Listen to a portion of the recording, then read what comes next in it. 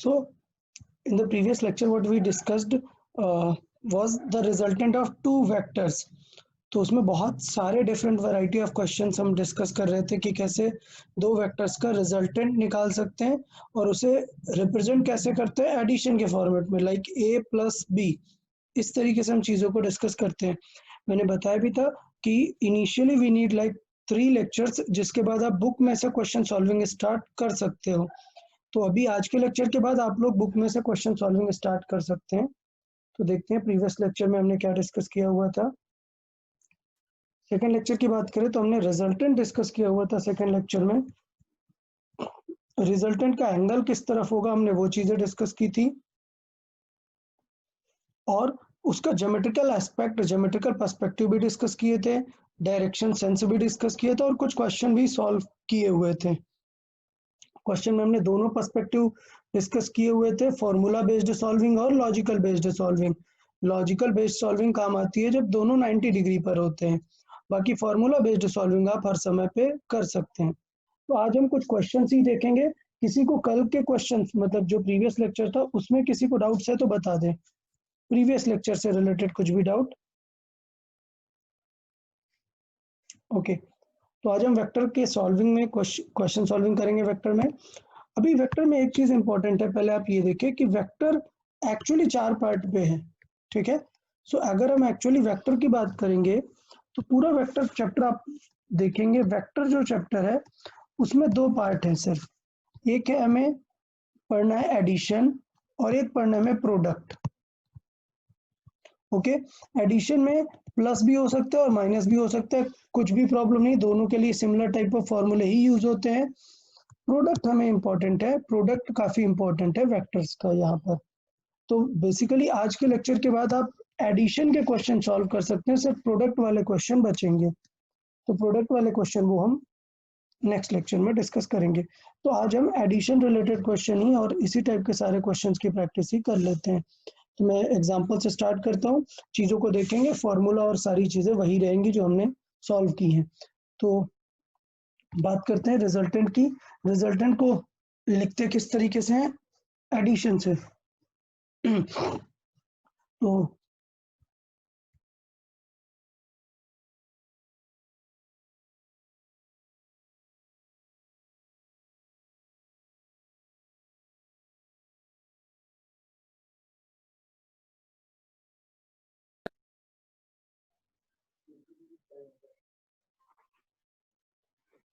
Okay, ये question आपको solve करना है, आपको सॉल्व करना स्टार्ट करें। मैं क्वेश्चन यहाँ पे लिख रहा हूँ।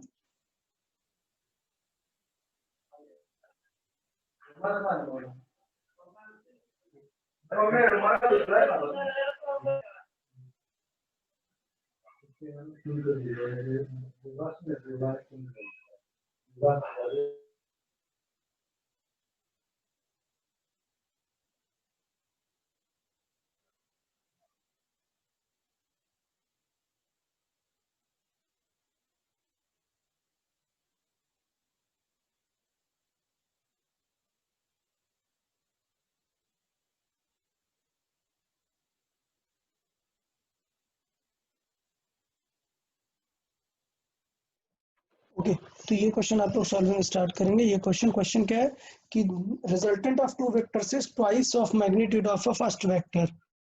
तो आपको बताना है कि उनके बीच का एंगल कितना होगा। अच्छा, एक चीज और, लेट्स से थोड़ा सा करेक्ट करते हैं यहाँ पे और चेंज करते हैं, 2 इक्वल वेक्टर्स ले लेते हैं तो क्वेश्चन और स्ट्रेट हो जाएगा। The resultant of 2 equal vectors, मतलब लेट्स से ए और बी 2 वेक्टर्स हैं, लेट्स से वेक्टर ए है वेक्टर बी है, तो दोनों क्या है, इक्वल है, तो दोनों को आप कुछ एक्स जैसा कंसिडर कर सकते हैं और सॉल्व करना स्टार्ट करें। Let's see.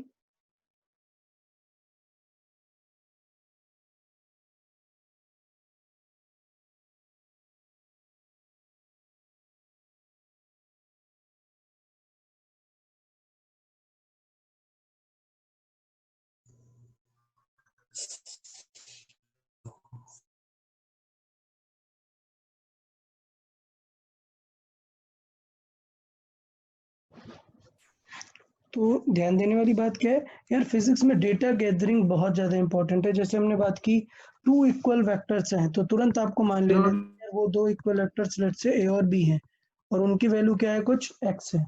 Now as per the question the resultant of two equal vector is twice the magnitude of first vector. तो वो जो रिजल्टेंट है वो कितना है, वो two times of any vector है।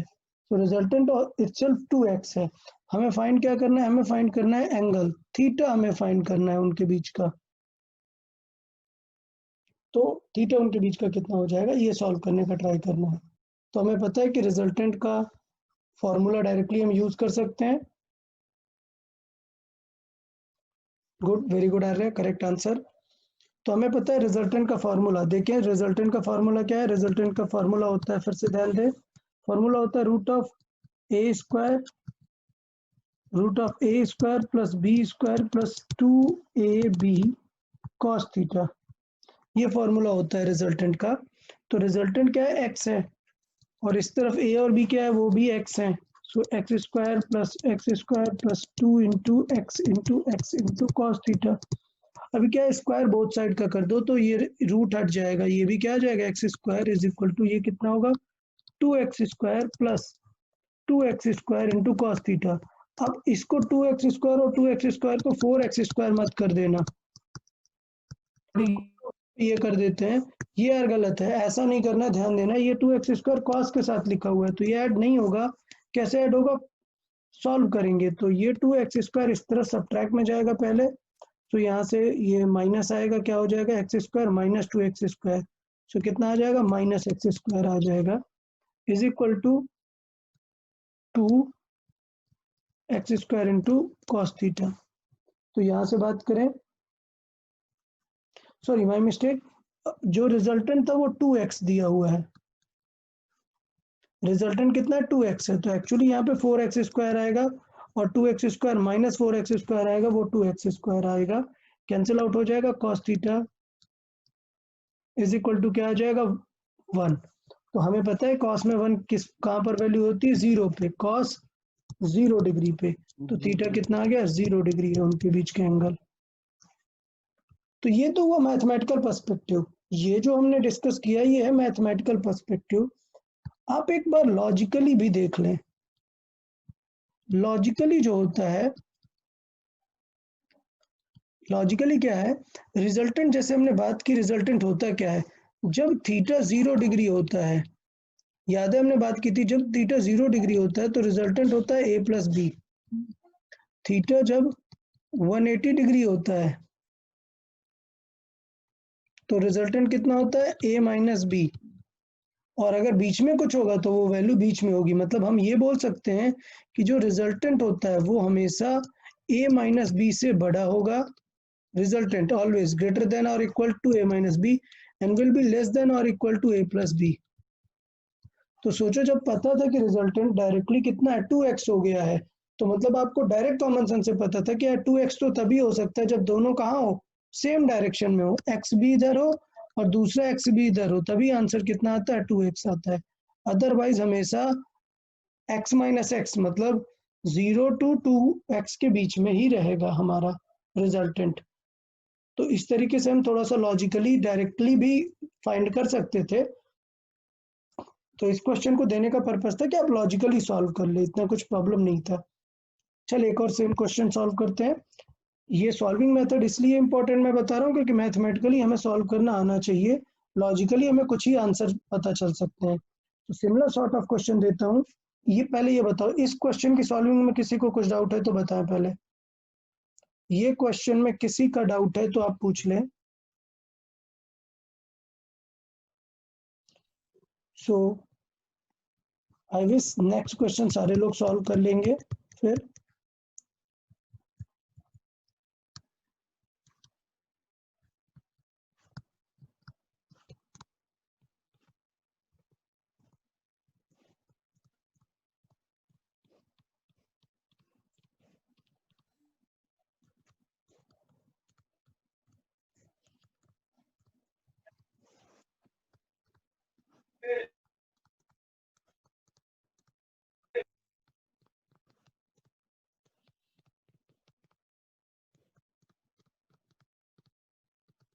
ओके, सॉल्व करें जल्दी से।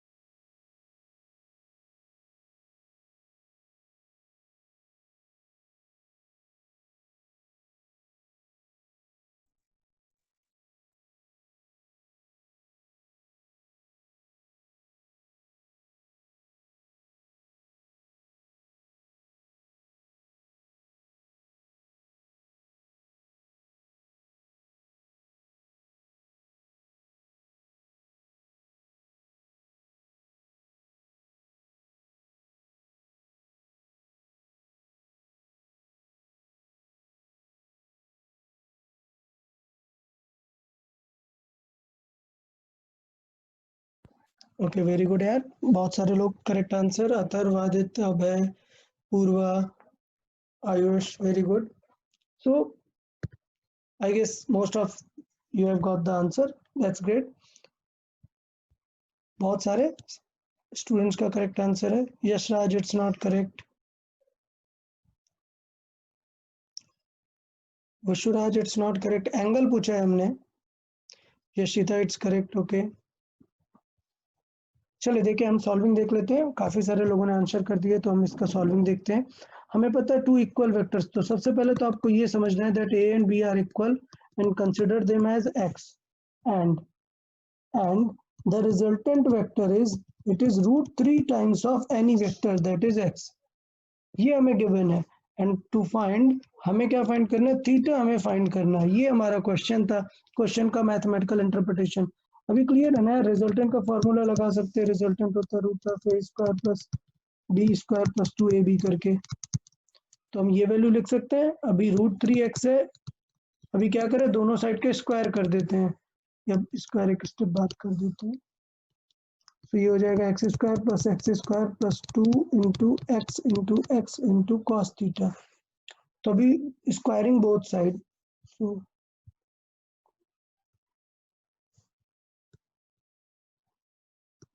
अगर बोथ साइड्स का स्क्वायर करें तो क्या सिचुएशन होगी, रूट 3 का स्क्वायर क्या हो जाएगा 3, और एक्स का स्क्वायर एक्स स्क्वायर, यहाँ पर कितना आ जाएगा 2x square plus 2x square into cos theta. तो अब देखो ये 2x स्क्वायर लेफ्ट तरफ जाएगा, कैंसिल आउट होगा, मतलब माइनस सब्ट्रैक्ट करेंगे, वैल्यू आ जाएगी कितनी, एक्स स्क्वायर। या फिर मैं यहाँ पे लिख देता हूँ 3x square minus 2x square is equal to 2x square into cos theta. और 3 माइनस 2 कितना बचेगा 1, x square is equal to 2x square into cos theta. Done. अभी कॉस थीटा की वैल्यू अगर हम देखें तो क्या होगा, ये 2x स्क्वायर डिवाइड में जाएगा, मतलब x square divided by 2x square, value क्या आ जाएगी 1/2। तो हमने कॉस थीटा नहीं आपसे पूछा, हमने पूछा है कि थीटा कितना होगा। तो 1/2 किसकी वैल्यू होती है, कॉस 60 डिग्री की वैल्यू होती है। तो आंसर हो जाएगा कि थीटा जो है हमारा वो होगा 60 डिग्री। ये हमारा आंसर हो जाएगा। तो इस तरीके से हम अप्रोच कर सकते हैं। तो ये इंटरप्रिटेशन था, ये मैथमेटिकल इंटरप्रिटेशन था। इसमें किसी को कुछ डाउट आ रहा है तो बता दे कि किस तरीके से हम रिजल्ट इंटरप्रेट कर सकते हैं। तो इस क्वेश्चन में हमने सिर्फ क्या फार्मूला यूज किया, हमने सिर्फ रिजल्टेंट का फार्मूला यूज किया है। तो इस क्वेश्चन को बोलते हैं सिंगल स्टेप क्वेश्चन, मतलब हमने सिर्फ एक ही फॉर्मूला यूज किया और हमारा आंसर आ गया। सब लोग ध्यान दें, इस टाइप के क्वेश्चन को बोलते हैं हम सिंगल स्टेप क्वेश्चन, जिसमें हमने एक फॉर्मूला यूज किया और आ जाएगा आंसर। डन।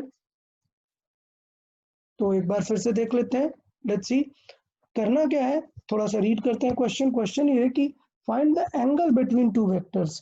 तो पहले तो आपको ये फॉर्मूला पता होना चाहिए कि रिजल्टेंट का फॉर्मूला दो होते हैं हमारे पास।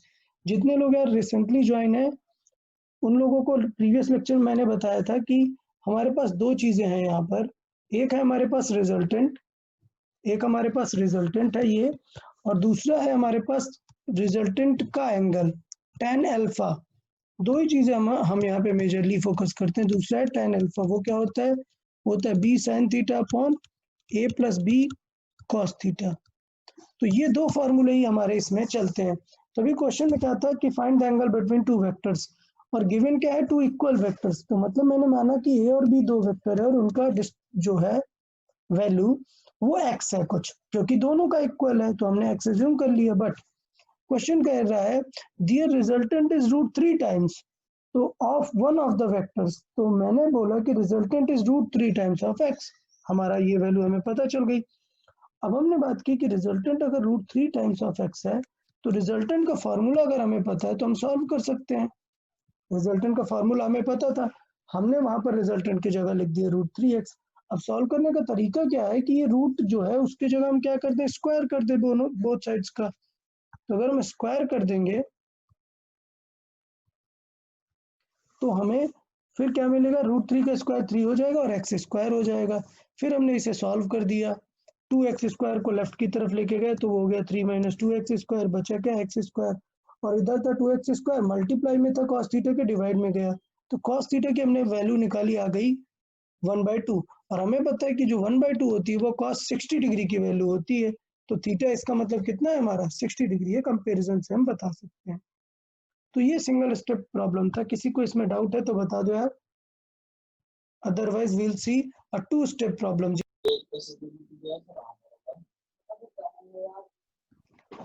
ओके चले, तो बात कर लेते हैं। हम डिस्कस कर रहे थे ये पर्टिकुलर क्वेश्चन जिसमें एक सिंगल स्टेप और टू स्टेप वाले क्वेश्चन की बात कर रहे थे। टू स्टेप क्वेश्चन क्या होते हैं, जिसमें कोई एक फॉर्मूले से आप वैल्यू निकालते हैं। इट इज लाइक सपोज आपके पास गिवन है एक्सेलरेशन का फॉर्मूला, वो होता है change in speed upon time, ये सबको पता है। उसके बाद फॉर्मूला होता है फोर्स का मास इनटू एक्सेलरेशन।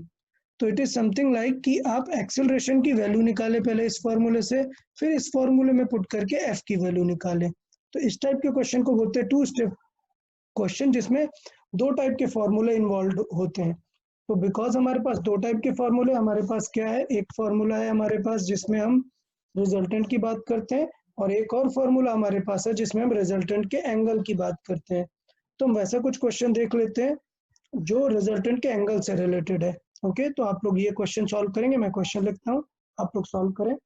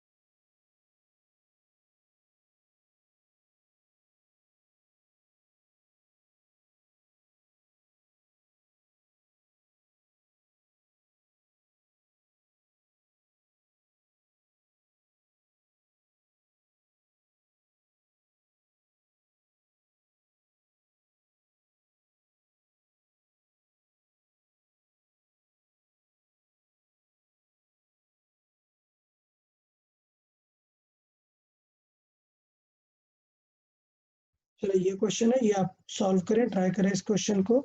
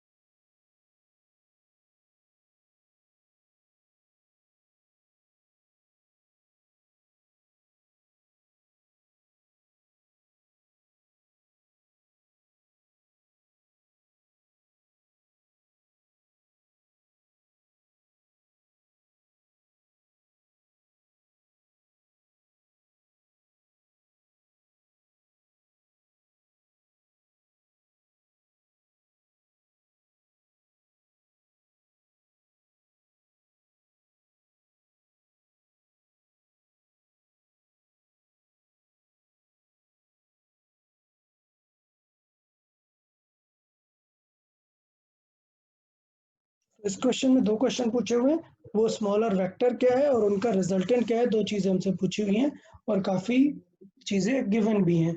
तो उसके बेस्ड पर सॉल्विंग स्टार्ट करें। हमें 2 आंसर चाहिए, what is the value of higher magnitude vector and what is their resultant.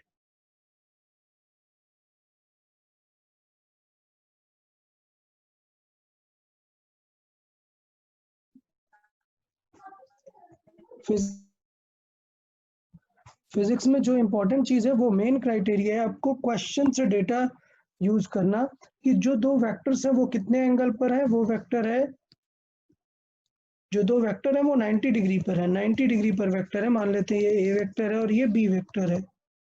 ये 2 चीजें आपको गिवन है और उसके रिजल्टेंट का फिगर बना ले। रिजल्टेंट हायर वाले से 30 डिग्री पर है, सो ये रिजल्टेंट है 30 डिग्री पर, किससे? हायर वाले से। ये है रिजल्टेंट। और हमें कुछ चीजें गिवन है। हमें गिवन क्या है? हमें गिवन है जो स्मॉलर है, मतलब वेक्टर बी। अगर वेक्टर बी की बात करें मतलब उसका जो मैग्नीट्यूड है, वो कितना गिवन है आपको? जस्ट सिंपल बी भी लिख सकते हैं उसे। वो कितना गिवन है? 10 न्यूटन। मुझे पता है कि बी स्मॉलर वेक्टर है बिकॉज बी से एंगल ज्यादा है। एंगल किसके तरफ है? ए की तरफ है। एंगल बाइसेक्टर की तरफ नहीं है, ए की तरफ शिफ्टेड है, जिससे पता चल रहा है a is greater than B.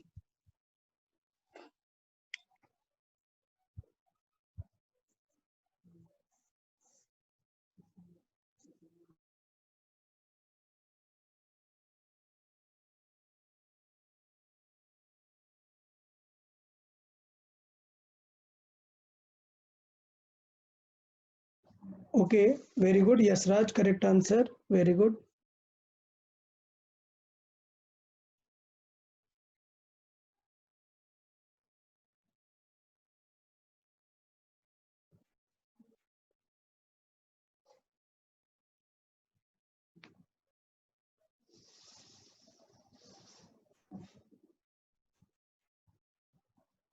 Okay, Ayush, very good, correct answer. We want 2 things, the higher vector and resultant. Sir chat में आंसर नहीं दे पाए। हाँ, चैट में आंसर देना है Yes, sir. आपको, चैट बॉक्स में आंसर करना है सबको। So till now 3-4 students have answered. नहीं आ रहा। Yashraj and Ayush, very good, correct answer. Sir, unable to answer in chat box. Okay. Not in this meeting आ रहा है। Not in this meeting. Not in this.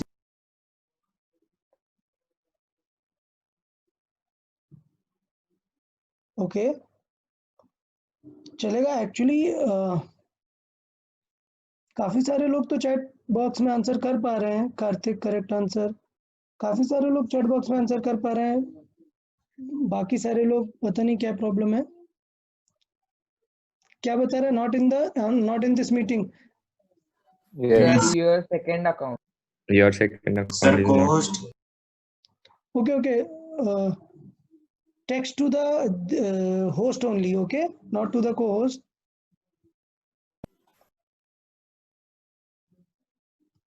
Sir को host ही नहीं है। co-host तो मतलब हट गया होगा ना। मैं पहले मोबाइल से कनेक्टेड था, अभी वापस लैपटॉप से कनेक्ट किया हुआ है।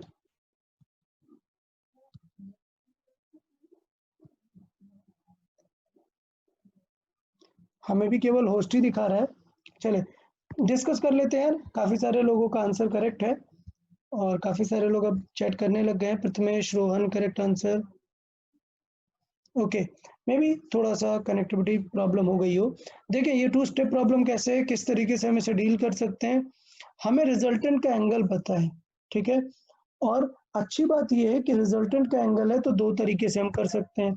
एक थोड़ा लॉजिकल कर सकते हैं और एक मैथमेटिकल कर सकते हैं। याद है मैंने कल बताया था कि 2 तरीके से कर सकते हैं, एक है मैथमेटिकल, और एक है लॉजिकल। लॉजिकल भी मैथमेटिकल है बट हम थोड़ा सा सोच के करते हैं। याद है लॉजिकल कब काम आता है? जब राइट एंगल ट्रायंगल होता है, when angle between vector is 90 when theta is 90 degree, तब हम ये लॉजिकल ज्यादा काम आता है। पहले मैथमेटिकल बात कर लेते हैं। फॉर्मूला क्या कि वेक्टर के एंगल का फॉर्मूला क्या होता है? टेन अल्फा क्या होता है? टेन अल्फा होता है बी साइन थीटा अपॉन ए प्लस बी कॉस थीटा। ये सबको याद है ना? इसमें किसी को कुछ डाउट नहीं होना चाहिए। एंगल का ये फॉर्मूला होता है। तो पहले फॉर्मूले से सॉल्व करते हैं। टेन अल्फा की वैल्यू कितनी है? 30 डिग्री। अल्फा मतलब क्या है? Angle with the a vector into b into sine 90 degree upon a into a plus b into cos 90 degree. हमें पता है कॉस 90 तो जीरो हो जाएगा और टेन 30 की जो वैल्यू है वो कितनी है? One by root three. ये वैल्यू है 1/√3 और ये वैल्यू है बी। साइन 90 की वैल्यू हो जाएगी 1 और कॉस 90 की वैल्यू 0। तो यहाँ से दिख रहा है कि जो हायर वेक्टर है वो क्या आ जाएगा? वो आ जाएगा b इंटू रूट थ्री। तो मतलब जो हायर वेक्टर है वो कितना आ जाएगा? 10√3 न्यूटन। तो एक आंसर तो हो जाएगा हमारा ये वाला 10√3। ये हो गया, हमें फॉर्मूला पता है, ये फॉर्मूला हमने यूज किया। दूसरा लॉजिकल पर्सपेक्टिव क्या था? हमने लास्ट लेक्चर में डिस्कस किया था, सब लोग ध्यान देंगे। लॉजिकल पर्सपेक्टिव सब लोग ध्यान देंगे कि वेक्टर अगर 90 डिग्री पर है और उनका रिजल्टेंट है तो हम क्या करते हैं? वेक्टर को शिफ्ट करके राइट एंगल ट्रायंगल बनाने का ट्राई करते हैं। तो ये ए है और ये बी है। तो अगर मैं बात करूं तो बी को शिफ्ट कर सकते हैं ना यहाँ पर।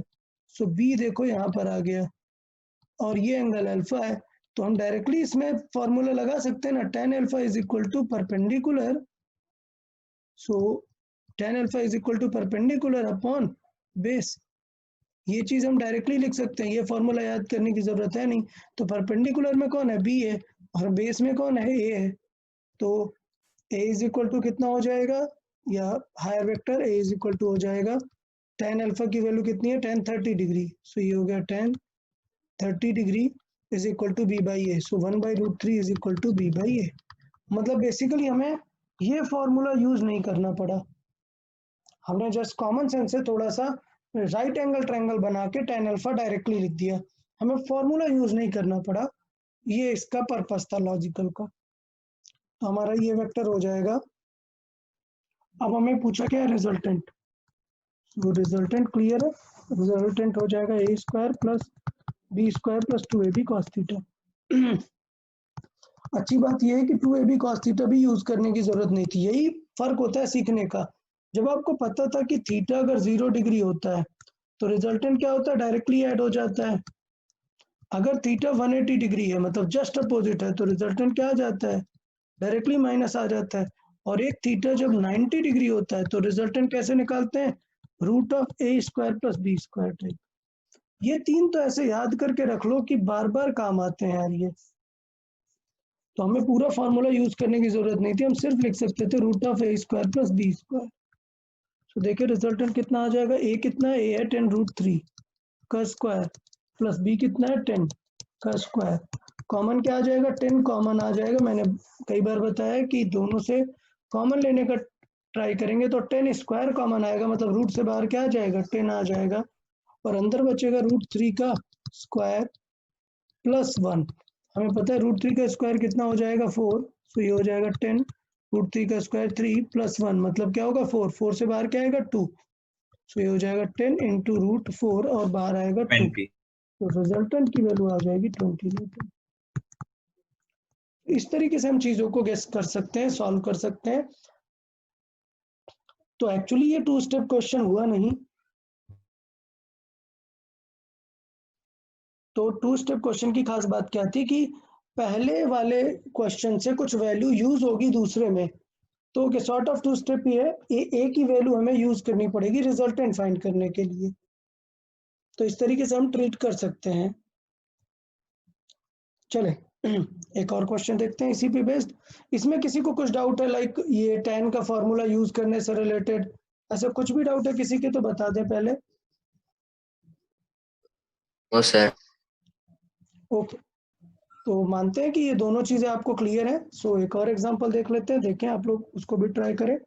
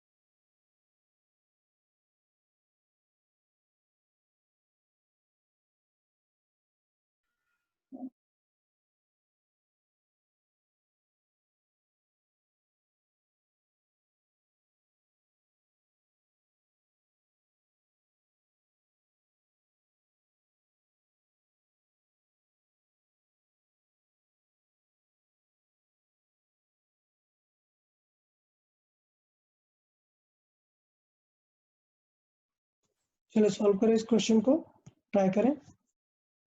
सर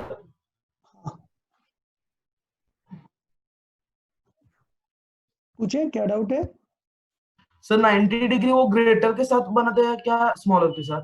बेटा अभी ये तो तुम्हें गेस करना पड़ेगा ना, अभी बताया था ना, थोड़ा सा कॉमन सेंस लगाएंगे किस तरफ बनता है। देखें इस फिगर में कैसे पता चला था हमें कि ए के साथ बनाएगा या बी के साथ। एंगल बाइसेक्टर से जिसके तरफ क्लोज होगा उसी के तरफ आएगा ना एंगल। तो मतलब जिससे 90 डिग्री है वो स्मॉलर होगा या हायर होगा? स्मॉलर होगा। क्यों? क्योंकि वो अवे है। आप समझे? सपोज दो वेक्टर ऐसे रैंडम है और रिजल्टेंट गया है 90 डिग्री पे, तो इसका मतलब ये वाला स्मॉलर होगा ना। तो इस क्वेश्चन के लिए थोड़ा सा देखें, फिगर इंपॉर्टेंट था। इस क्वेश्चन के लिए अगर बात करें तो angle 90 degree should be from smaller vector, ये ध्यान देना है, क्योंकि 90 डिग्री इज मतलब मींस हायर एंगल, तो वो स्मॉलर के तरफ से ही पॉसिबल है।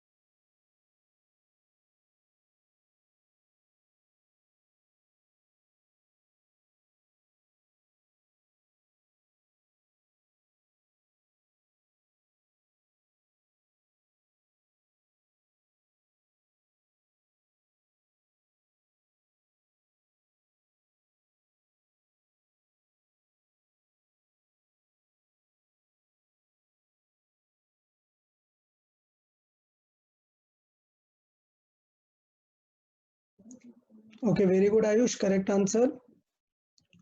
Shiv Prasad, correct answer, very good.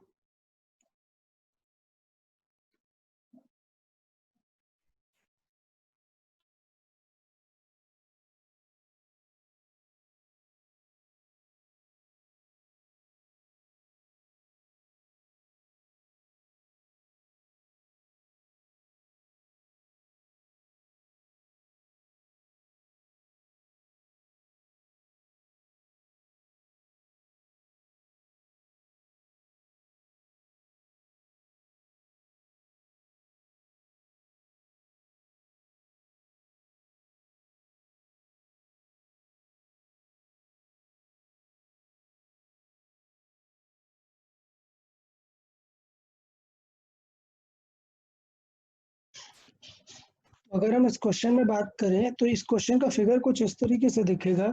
Suppose एक वेक्टर ए है और उसके साथ रिजल्टेंट जो है वो 90 डिग्री का एंगल बना रहा है, ये रिजल्टेंट है 90 डिग्री। तो पक्का बी वेक्टर, देखो बी वेक्टर बीच में नहीं होगा, बी यहाँ कहीं नहीं हो सकता। क्यों? क्योंकि resultant is between a and b, so पक्का बी आगे कहीं पे होगा, because the resultant is in between a and b. अब हम मान लेते हैं कि इनके बीच का एंगल कुछ है थीटा। अच्छा देखो, गिवन डेटा को यूज करना फिजिक्स में बहुत इंपॉर्टेंट है। गिवन डेटा क्या है कि रिजल्टेंट एंगल बना रहा है 90 डिग्री, मतलब किसकी वैल्यू गिवन है? अल्फा की वैल्यू गिवन है 90 डिग्री, और फाइंड क्या करना है? थीटा फाइंड करना है, ये हमारा टारगेट है। तो फिर कर सकते हैं, क्या हो जाएगा? tan alpha is equal to, यार अब सॉल्व करना पड़ेगा, क्या होता है? b sin theta upon a plus b cos theta, ये हो गया। अब अल्फा कितना है? 90 डिग्री, तो ये हो जाएगा कितना? tan 90 degree is equal to b।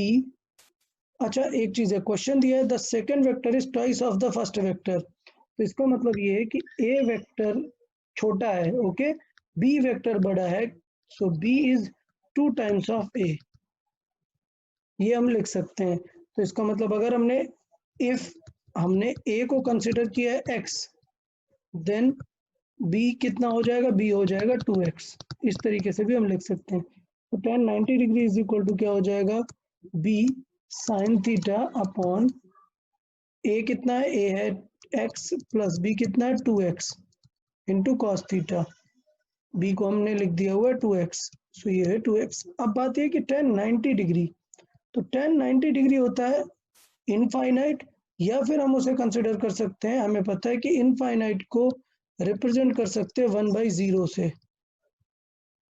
तो ये थोड़ा सा सबको ध्यान देना है कि tan 90 जो है उसे हम लिख सकते हैं इनफाइनाइट, और इनफाइनाइट को लिख सकते हैं 1/0। तो इसे लिख सकते हैं 1/0 2x into sine theta upon x plus 2x into cos theta. यहाँ तक अगर किसी को कुछ डाउट हो तो पूछ सकते हो कि हमने tan 90 को किस तरीके से लिख दिया हुआ है।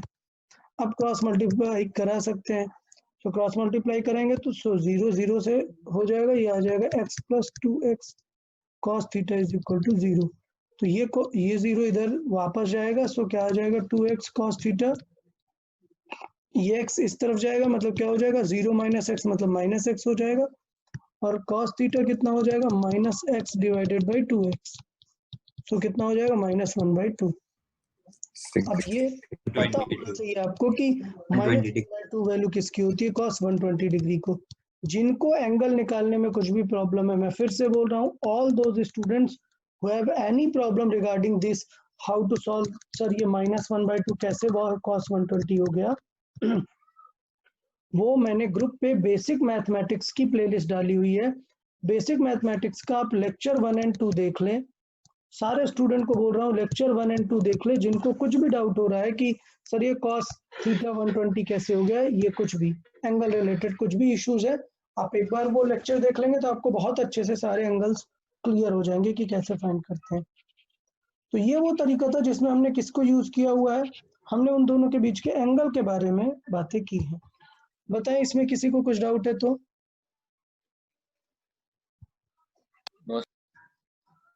ओके चले, तो हमने काफी सारे क्वेश्चन डिस्कस कर लिए किस पे, एडिशन पे, मतलब कैसे हम रिजल्टेंट निकालते हैं, ऐड कैसे करते हैं चीजों को। तो वेक्टर्स का एडिशन वाला हमने पार्ट अभी डिस्कस किया है। हम यहाँ पे बात करते हैं वेक्टर का सब्ट्रैक्शन, या पूछो। सर 1/0 अनडिफाइंड होना चाहिए ना? हाँ अनडिफाइंड होना चाहिए, बट हम उसको यूज कर सकते हैं एज एन इनफाइनाइट, और 1/0 यूज कर सकते हैं मैथमेटिकल कैलकुलेशन में। जब अकेले 1/0 लिखा होगा तो फिर ये अनडिफाइंड होगा, बट अगर किसी इक्वेशन में लिखा हुआ है तो हम उसको यूज कर सकते हैं। Okay okay okay let's see, अभी हमें देखना है वेक्टर सब्ट्रैक्शन। तो वेक्टर सब्ट्रैक्शन कैसे होता है बात करें, ये बिल्कुल रिजल्टेंट की तरह ही है, बिल्कुल रिजल्टेंट की तरह है, सिर्फ फर्क क्या है, रिजल्टेंट अभी हम लिखते थे a प्लस बी, अब हम लिखेंगे a माइनस बी। तो ये रिजल्टेंट क्या हो जाएगा, वेक्टर a और b का माइनस। तो मैं इसलिए बोल रहा हूँ कि वेक्टर सब्ट्रैक्शन अलग से पढ़ने की जरूरत नहीं है, क्यों, क्योंकि हम इसे सिंपली a प्लस बी जैसे ही कंसिडर कर सकते हैं। कैसे, vector a plus vector b को क्या कर दो, नेगेटिव कर दो, उल्टा कर दो, तो ये एक टाइप का रिजल्टेंट ही बन गया ना। सो बस भी हमें ध्यान देना पड़ेगा। तो अगर मैं r की बात करूं तो ये क्या हो जाएगा, रूट ऑफ a स्क्वायर तो रहेगा, माइनस b का स्क्वायर क्या हो जाएगा b स्क्वायर, प्लस यहाँ पर जब -2 इंटू ए इंटू बी करेंगे तो क्या आ जाएगा -2ab आ जाएगा। सिर्फ इतना डिफरेंस पड़ने वाला है। तो वेक्टर सब्ट्रैक्शन कुछ अलग से पढ़ने की जरूरत नहीं है, वेक्टर एडिशन जितना ही है, सिर्फ क्या फर्क पड़ने वाला है, +2ab की जगह यहाँ पर -2ab आ जाने वाला है। फिर बात आती है कि क्या एंगल में कुछ चेंजेस आएंगे क्या, कि एंगल क्या होगा उसमें कुछ चेंजेस, उसमें कोई चेंजेस नहीं आएंगे, एंगल फ्रॉम अ वेक्टर वही रहेगा, ए वेक्टर से जो भी हमें वैल्यू लिखनी हुई है। तो यहाँ पर बात कर लेते हैं, tan अल्फा कितना हो जाएगा, tan अल्फा हो जाएगा b की जगह क्या रखना है -b sin theta upon a minus b cos theta. Clear, तो इस तरीके से हम अल्फा भी निकाल सकते हैं, मतलब कुछ इस तरीके से, ये एक वेक्टर a है और ये एक वेक्टर b है,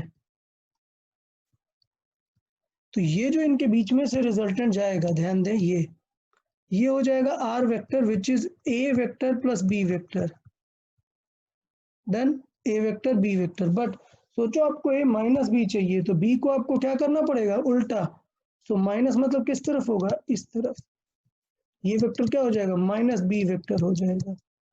तो अगर आप इनका रिजल्टेंट देखेंगे तो इनका रिजल्टेंट फिर कुछ इस तरीके से बीच में से जाता है। तो अगर बात करें तो इनका रिजल्टेंट भी कहीं बीच में से जा सकता है। ये जो रिजल्टेंट है वो हो जाएगा vector a minus vector b का रिजल्टेंट। ठीक है, तो हमें ए से एंगल चाहिए था, तो देख रहे हो माइनस बी लिखने का मतलब क्या था कि एंगल नीचे की तरफ हो जाएगा, alpha. Clear. So minus b लिखने का मतलब ये होता है कि ये एंगल नीचे की तरफ है, ए से ऊपर की तरफ नहीं है। और a minus b cos theta, because वो जो वैल्यू है वो वहां पर सब्ट्रैक्शन में आ जाएगी। तो इस तरीके से हम कर सकते हैं। वेक्टर के सब्ट्रैक्शन का हमें कुछ ज्यादा इंपॉर्टेंट नहीं है। नेक्स्ट हम बात करते हैं, एक काफी इंपॉर्टेंट वेक्टर है हमारा which is called position vector. Position vector also known as displacement vector.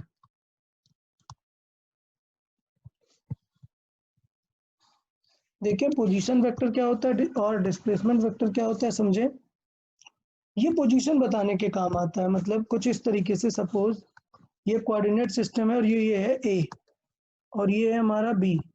तो ये जो वेक्टर मैं बना रहा हूं, ये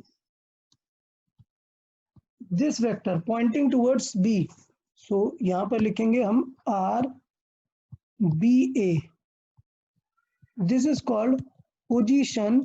यहाँ पे वेक्टर बना देंगे। आर देखो पोजीशन को रिप्रेजेंट करने का सिंबल है, आर वेक्टर हम लिखा करते हैं पोजीशन वेक्टर को।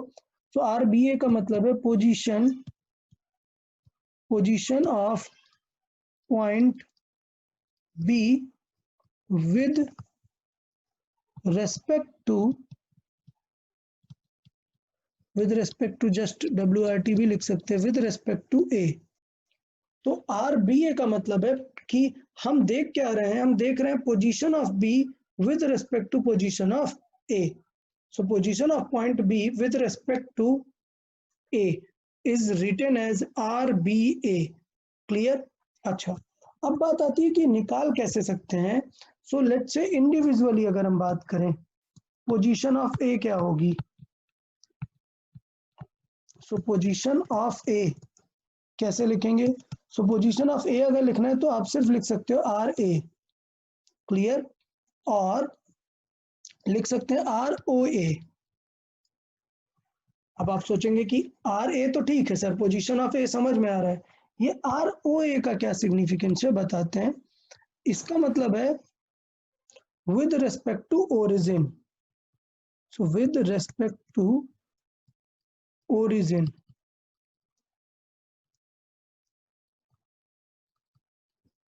सो आर ओ ए का मतलब ये है कि position of a with respect to origin. Clear. अच्छा सॉरी माय मिस्टेक, उल्टा लिख दिया मैंने। इसे हमें लिखना होगा आर ए ओ। ए ओ का मतलब होगा position of a with respect to origin. Clear. अब ओरिजिन क्या है, ये पॉइंट को हम बोलते हैं ओरिजिन। डन। तो देखें किस तरीके से लिखेंगे ओरिजिन का वेक्टर अगर हमें बनाना है।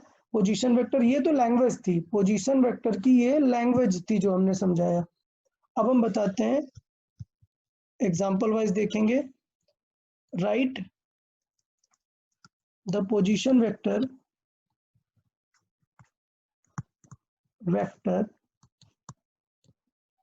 Of a point 2,5।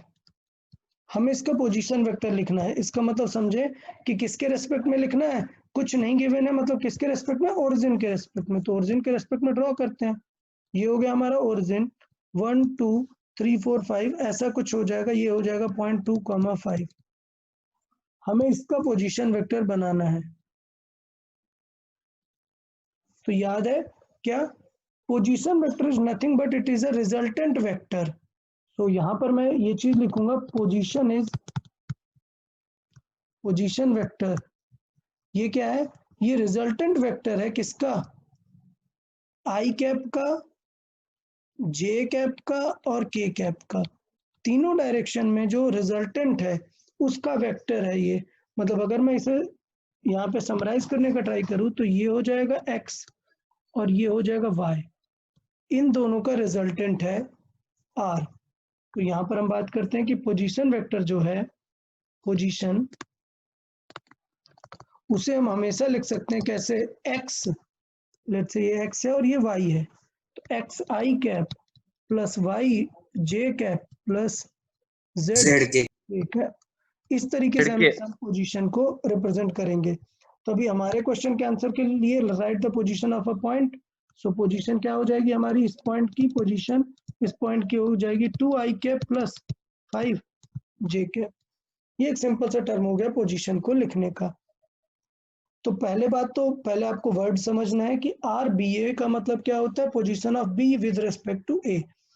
और अगर सिर्फ ए पूछा हुआ है पोजीशन ऑफ ए तो उसे लिख सकते हैं सिर्फ आर ए, और लिख सकते हैं आर ए ओ, मतलब position of a with respect to origin.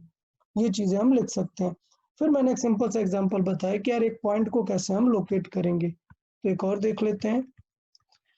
Suppose 3D में एक पॉइंट है, सो राइट द पोजीशन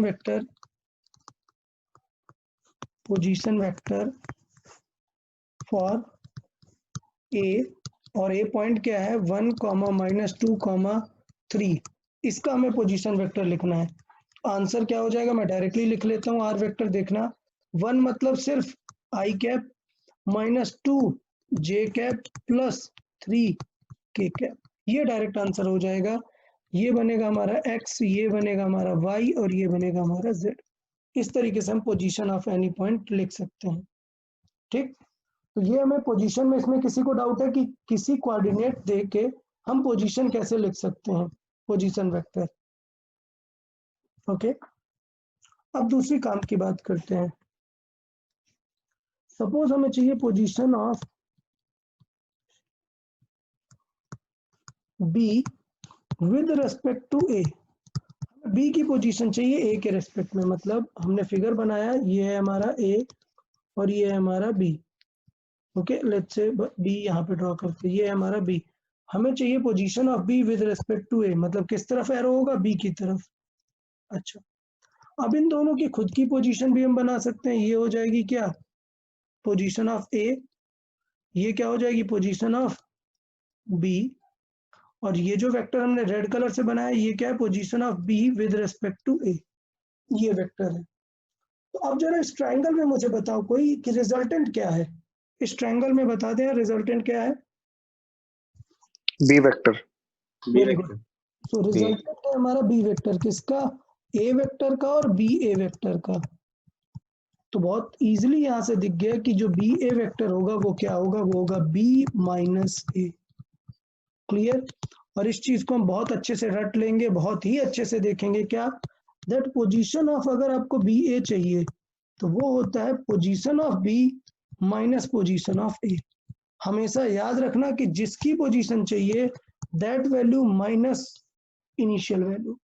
इस तरीके से हमेशा करते हैं कि पोजीशन ऑफ ये चाहिए विद रिस्पेक्ट टू व्हाट, हमेशा उसी में माइनस करेंगे। इसमें किसी को कुछ डाउट आया हो तो बताएं।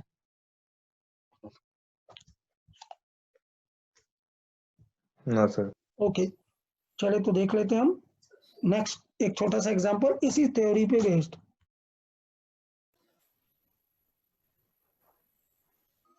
सर वो ए बी वेक्टर होगा ना, क्या चीज, ए बी वेक्टर होगा ना। नहीं बेटा, यही तो पॉइंट है यहाँ पर। हम इसे जब पोजीशन लिखते हैं, जब हम पोजीशन लिखते हैं तो हमेशा हम फाइनल को पहले लिखते हैं, इनिशियल को बाद में लिखते हैं। ओके, ठीक है, मैं बात करता हूं। अगर आप इसे सिंपली बी ए लिख रहे हैं तो ठीक है, सिंपली अगर देखोगे तो इसे ए बी लिखना चाहिए था हमें, सिंपल अगर हम देखें। बट हम यहाँ पर ए बी की बात ही नहीं कर रहे हैं, मैंने थोड़ा सा इसे गलत लिखा हुआ है। हमें पोजीशन वेक्टर लिखना चाहिए हमेशा, और पोजीशन मतलब हम हमेशा जिस पॉइंट की तरफ पॉइंट करते हैं उसे पहले लिखते हैं। तो अगर वेक्टर वाइज देखोगे तो इसे ए बी बोलेंगे, बट हम ए बी नहीं जानना चाहते, हम पोजीशन जानना चाहते हैं। So position of b with respect to a, read करते हैं इस चीज को। Okay sir. ओके चलो तो एक एग्जांपल देख लेते हैं।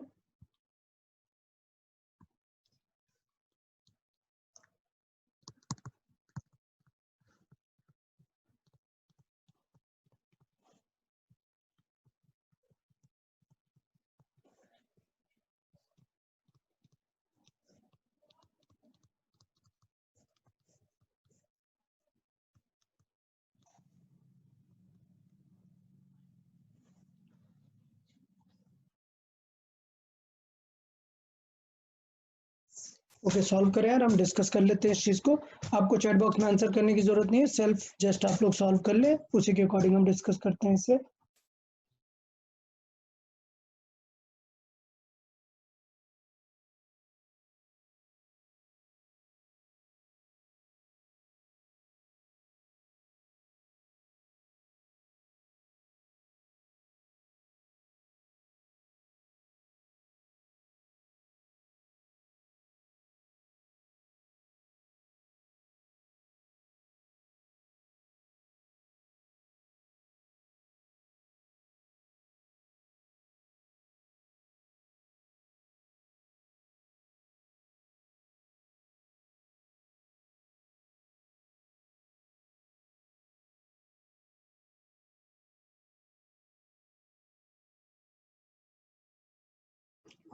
ओके तो बात कर लेते हैं यार। अगर हम इस पॉइंट की बात करें, थॉट देखें, find the position of this vector, मतलब हमें इसकी पोजीशन चाहिए with respect to this from this point. तो मैं इसको बोलूंगा कि यार ये हमारा बी है और ये हमारा ए है, और हमें क्या चाहिए, हमें चाहिए position of b with respect to a. याद रखें हमें क्या चाहिए, position of b with respect to a चाहिए। इसका मतलब अगर हम देखें तो हमारी वैल्यू क्या है, हमें जो फाइंड करना है वो है r b a, position of b with respect to a. That means हम क्या करेंगे, बी माइनस ए करेंगे। अब करते कैसे यार, x को x से माइनस करते हैं, y को y से माइनस करते हैं। तो देखो मैं डायरेक्टली लिख दूंगा, मैं लिखूंगा 3 माइनस ऑफ -1। सो x को x के साथ माइनस करेंगे, बोलेंगे आई कैप प्लस, अच्छा कुछ लोग कंफ्यूज हो जाएंगे इसलिए मैं ऐसे नहीं करता हूँ, मैं प्रॉपर लिख देता हूँ। पहले b लिखता हूँ, b हो जाएगा 3 आई कैप माइनस 5 जे कैप, ये हो जाएगा b माइनस, हम लिखते हैं a वाले का, a कितना है, a है -1 मतलब माइनस आई कैप प्लस 4 जे कैप। अब इसे अगर सॉल्व करें तो ये हो जाएगा 3 आई कैप माइनस 5 जे कैप, माइनस माइनस हो जाएगा प्लस आई कैप, देन माइनस प्लस हो जाएगा -4 जे कैप। अगर इसे हम सॉल्व करें तो ये हो जाएगा 3 + 1 कितना 4 आई कैप -9 जे कैप। ये आंसर हो जाएगा पोजीशन वेक्टर। ये तो तरीका था कि हमने पूरा लिख के सॉल्व किया, बी का वेक्टर माइनस ए का वेक्टर। यूजुअली जल्दी से अगर सॉल्व करना है ना आर बी ए, तो क्या करते हैं हम हमेशा करते हैं x2 - x1 आई कैप प्लस y2 - y1, ये हो जाता है जे कैप प्लस z2 - z1 के कैप। तो इस तरीके से अगर हमें R B minus R A चाहिए, सो बी माइनस ए में हम डायरेक्टली माइनस करके भी कर सकते हैं। सो 3 - 1 कितना बचेगा, minus minus will add up 4 और -5 and -4, so it will come -9। तो डायरेक्टली हम -9 इस तरीके से हम डायरेक्ट भी लिख सकते थे। ओके सो मुझे लगता है डायरेक्ट में भी किसी को कोई प्रॉब्लम नहीं होगी, और प्रॉपर सारा लिख के भी सॉल्व करने में किसी को कोई प्रॉब्लम नहीं होगी। तो पोजीशन वेक्टर में किसी को कुछ डाउट है, कोई बताए अगर पोजीशन वेक्टर में कुछ भी डाउट है।